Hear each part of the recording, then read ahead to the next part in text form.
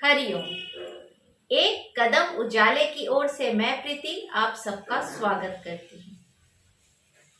कहा है, कर्म प्रधान विश्व रचि राखा, जो जस करहीं तस फल चाखा।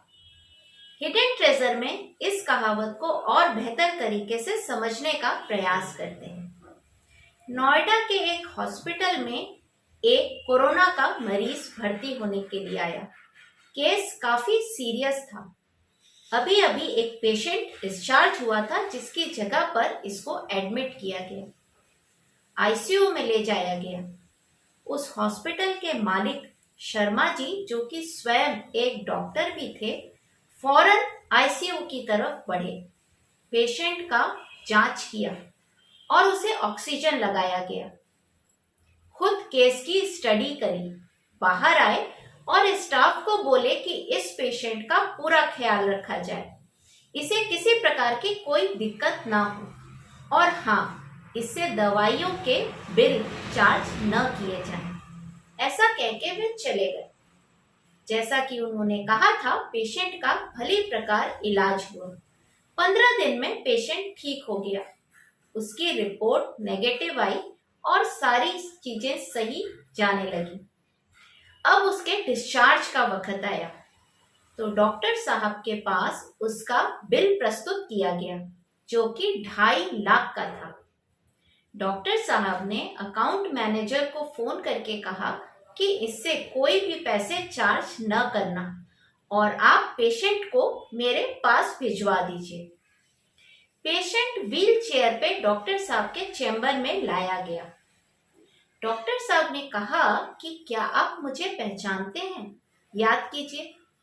पेशेंट ने उन्हें ध्यान से देखा और कहा कि लगता तो है कि मैंने आपको कहीं देखा है। तब डॉक्टर साहब ने कहा कि याद करिए, लगभग 2 साल पहले आपने ग्रेटर नोएडा के आगे एक जंगल में एक कार ठीक करी थी। मैं उस वक्त बाके बिहारी जी के दर्शन करके परिवार समेत लौट रहा था। अचानक कार से धुआं निकला और मेरी कार बंद पड़ गई। गाड़ी को किनारे लगाया और मैं मदद के लिए इधर उधर देख रहा था। भगवान से प्रार्थना कर रहा था। सारे परिवार के लोग प्रार्थना कर रहे थे कि कोई मदद मिल जाए। रात होने ही वाली थी। डर सा लग रहा था कि इतने में देखा कि आप बाइक पे सवार होके आ रहे हैं। हमने आपसे मदद के लिए हाथ हिलाया। आप हमारी ओर आए, आपने कारण पूछा और फिर गाड़ी का बोनट खोला, कुछ किया और फिर गाड़ी चल पड़ी। ऐसे समय में हम लोगों को कोई मदद मिलनी असंभव सी बात थी। हमें लगा कि ये तो ईश्वर का ही, बाके बिहारी का चमत्कार ही है जो आप मिल गए। पास में पैसा होते हुए भी ऐसे समय में, ऐसी मुसीबत में कोई मदद मिल जाए, ये अपने आप में किसी अचंभे से कम न था। हमारे नेटवर्क काम नहीं कर रहे थे, किसी का मोबाइल काम नहीं कर रहा था। ऐसे समय में आप स्वयं फरिश्ते के रूप में हमारी मदद को आए। मैंने आपसे कहा कि वैसे तो आपने जो हमारी इस औंधे वक्त मदद की है वो अमूल्य है, उसकी कोई कीमत नहीं चुका पाएंगे, लेकिन फिर भी मैंने आपसे विनय पूर्वक पूछा कि बताइए आपको कितने पैसे दे दूं। आपने कहा कि आपकी जिंदगी का एक सिद्धांत है और उसूल भी है, जिसे आप पूरी शिद्दता से निभाते हैं, और वो वसूल है कि आप मुसीबत में पड़े व्यक्ति से कोई पैसे नहीं लेते। तब मैंने सोचा कि एक साधारण आय का व्यक्ति यदि ये निश्चय कर सकता है और पूरी दृढ़ संकल्प के साथ उसे निभा सकता है, तो मैं क्यों नहीं। आप तो उस वक्त मुस्कुराते हुए वहां से चल दिए, लेकिन मैंने तभी यह निर्णय लिया कि मैं भी ऐसा ही कुछ करूंगा। आज 2 साल से मैं यही कर रहा हूं और मुझे किसी चीज की कोई कमी नहीं है। सब कुछ भली प्रकार चल रहा है, बल्कि आगे से बेहतर चल रहा है। आज बाके बिहारी ने आपका सारा हिसाब चुकता कर दिया। आप याद कीजिए, आपने उस दिन जो कहा था कि आपकी इस मदद का हिसाब भगवान रखता है, तो वाकई उसमें पूरी सच्चाई थी।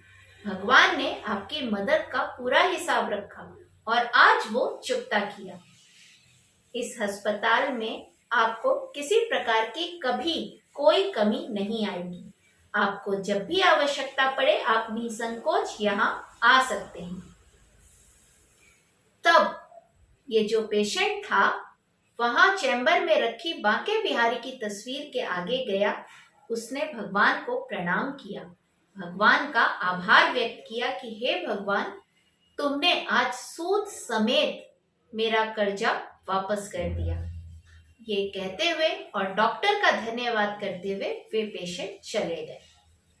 इस डॉक्टर ने भी इसी उम्मीद से कि अच्छाई का हिसाब भगवान रखता है, अपने नियम पर दृढ़ता बनाए रखी।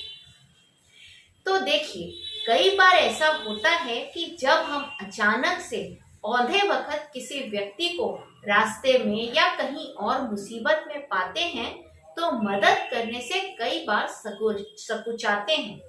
ऐसा स्वाभाविक है, क्योंकि आज की जो स्थितियां बन रही हैं, जो परिस्थितियां बन रही हैं, हर कोई डरता है कि कहीं आफत अपने सर ना आ जाए।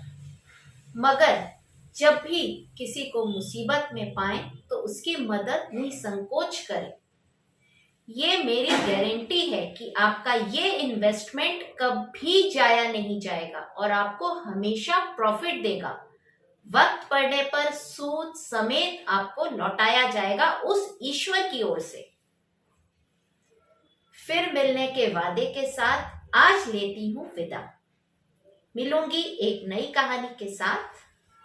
हरिओम।